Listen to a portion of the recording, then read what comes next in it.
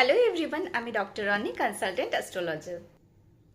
29 March 2025 তো স্যাটার্নের transit হতে চলেছে মীন রাশিতে।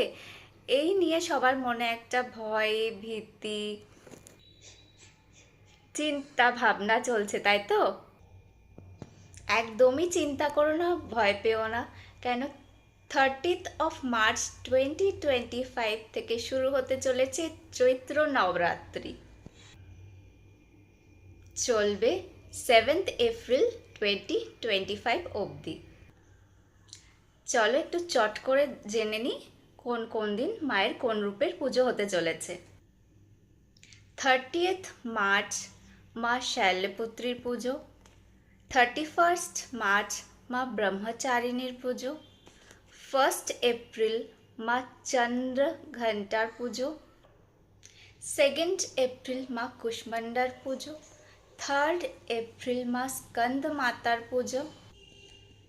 4 এপ্রিল মা কাত্যায়নীর পুজো। 5 এপ্রিল মা কালরাত্রির পুজো। 6 এপ্রিল মা মহাগৌরীর পুজো অ্যান্ড 7 এপ্রিল মা সিদ্ধিদাত্রীর পুজো।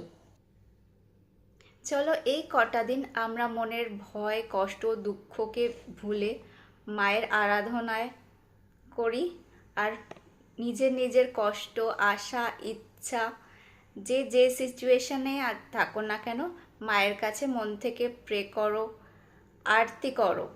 কমসে কম কিছু না করতে পারলেও একটা লাল ফুল, লাল চন্দন, সিঁদুর দিয়ে মায়ের আরাধনা করো, মাকে ওটা অফার করো।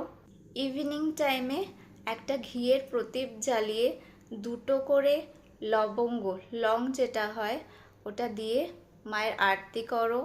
মায়ের দুর্গা মায়ের যেটা 108 নাম হয়, দুর্গা চালিসা, দুর্গা আরতি, এগুলো করো।